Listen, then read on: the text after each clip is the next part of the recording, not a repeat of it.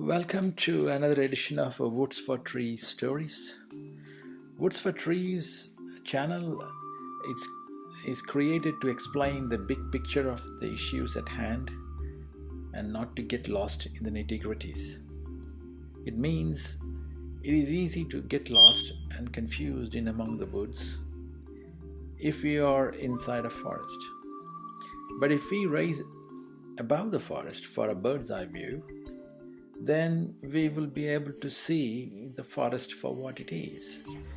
The surroundings, the landscape, the trees with the leaves and flowers, and not just the woods. So the biggest story this week was Mr. Michael Cohen, the former fixer of Mr. Trump, testifying against Trump in the Congress. Did you ever wonder why? Why did Michael Cohen volunteered to testify against Trump? Well, the answer lies in another crime boss's story, Mr. Al Capone. Al Capone was the mafia boss who terrorized America in Chicago in the early 1920s. He became very famous for St. Valentine's Day massacre, when he gunned down 7 of his rival gang members after lining them up against a wall. And later on, he was arrested on tax evasion charges, and he was convicted and sent to jail to Alcatraz based upon the testimony given by his accountant about his income and tax evasion.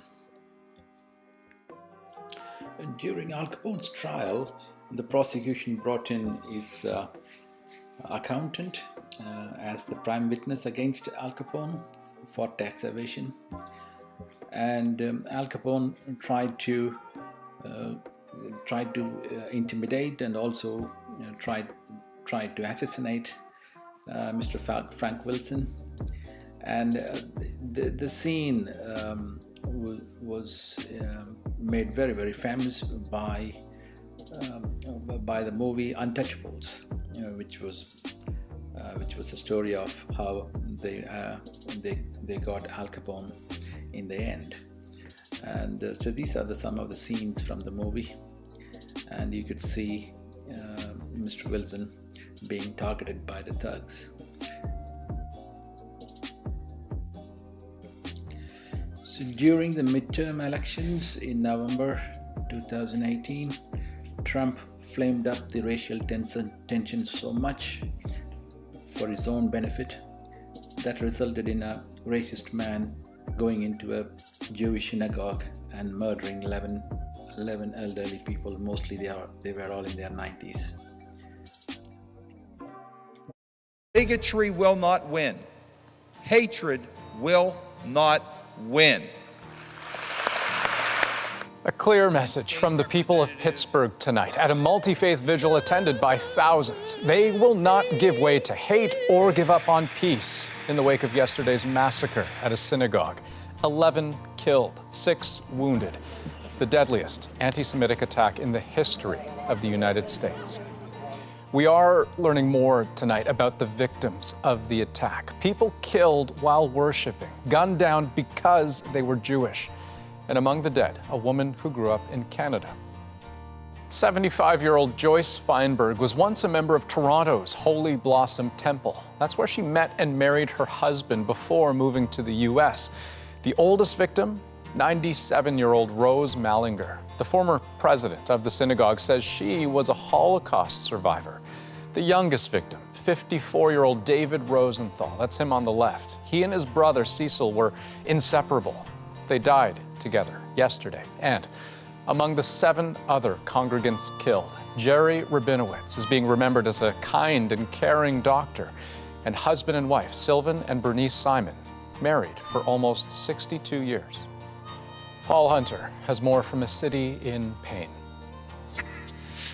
In Pittsburgh tonight, sorrow, determination, and defiance.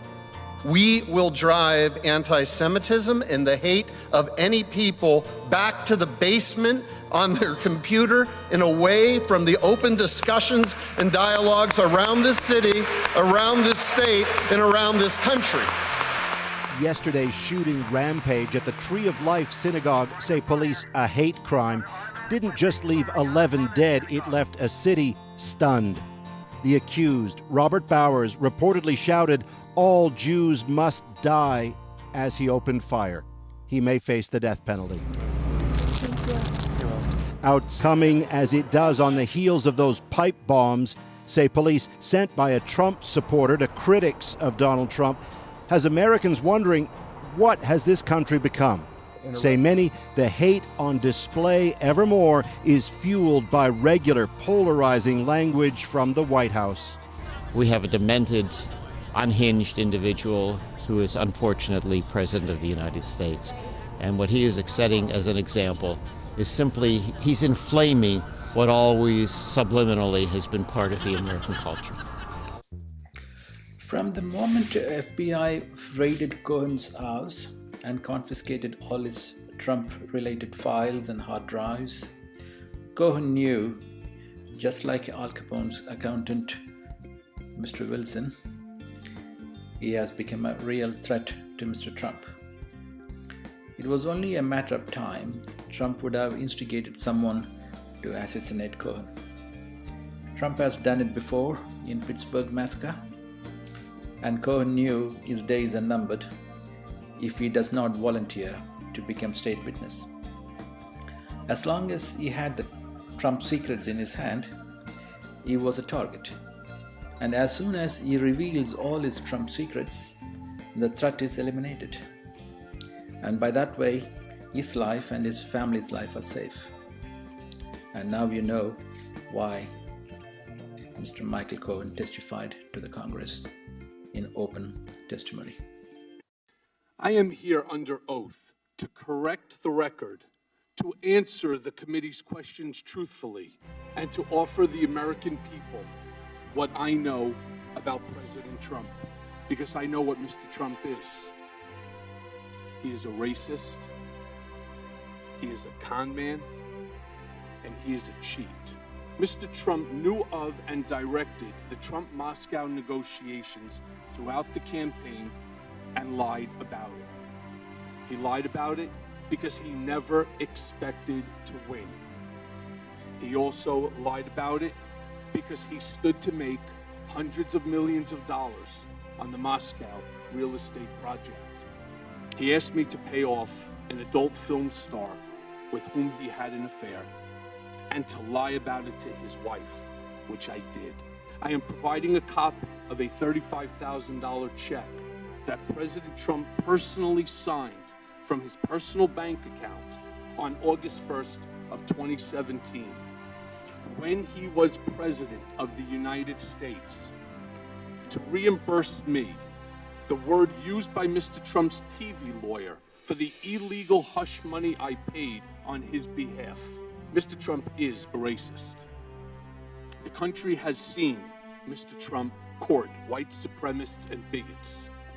You have heard him call poorer countries shitholes. His in private, he is even worse. He once asked me if I could name a country run by a black person that wasn't a shithole. This was when Barack Obama was president of the United States.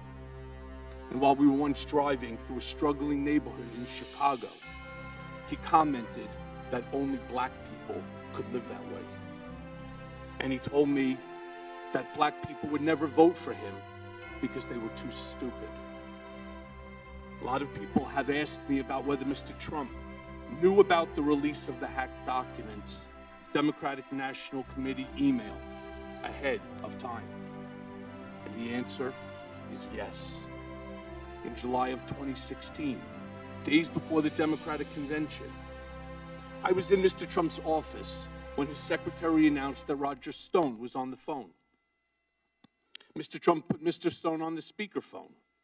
Mr. Stone told Mr. Trump that he had just gotten off the phone with Julian Assange, and that Mr. Assange told Mr. Stone that within a couple of days, there would be a massive dump of emails that would damage Hillary Clinton's campaign. Mr. Trump responded by stating to the effect, "Wouldn't that be great?" Donald Trump is a man who ran for office to make his brand great, not to make our country great. He had no desire or intention to lead this nation, only to market himself and to build his wealth and power. Mr. Trump would often say, this campaign was going to be the greatest infomercial in political history. I may not be able to change the past, but I can do right by the American people here today.